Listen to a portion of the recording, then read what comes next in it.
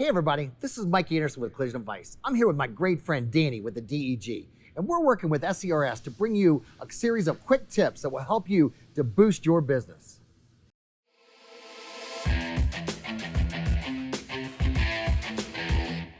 So, I tell you, Danny, I can't tell you the times I've been in a shop and a vehicle's coming in off of a tow truck, right? And what they have to do is they have to make that vehicle mobile in order to get it into the shop, right? Now, first of all, I've seen shops, I've seen somebody drag a welder out to the parking lot to weld a tie rod in together, right? Yep. I've seen people take it and, have to go and take the flat tire off and put a spare on.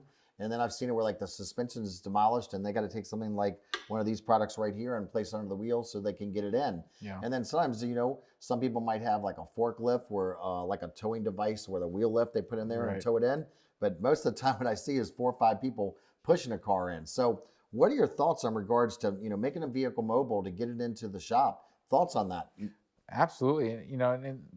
Getting the vehicle mobile is not factored into the labor time, for example, for suspension repairs or bumper replacements, so that if you got a vehicle that's disabled on your lot, and even some of these high voltage vehicles, they cannot be, pushed, without the vehicle being powered up or driven in, otherwise you may generate some electrical current and the vehicle will just take off on itself or, potentially cause more damage.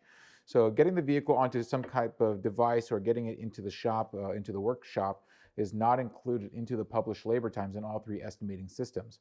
And even more so, sometimes it may require, if you have to do structural repairs and getting the drivetrain out of the vehicle and getting it to the next stage, whether it be onto the frame bench or into the paint shop, to get the next part of the repairs done.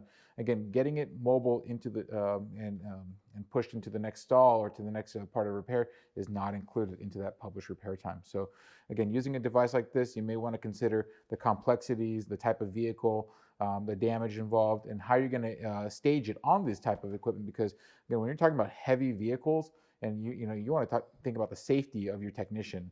Otherwise, it's a bad situation if something goes wrong.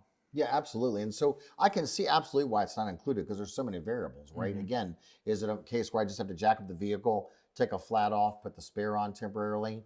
Is it a case where I have to go out and maybe you do some temporary repairs on it just to get it in the shop? Or is it a case where, again, I got to jack the vehicle up and place something like this GoJack device on there?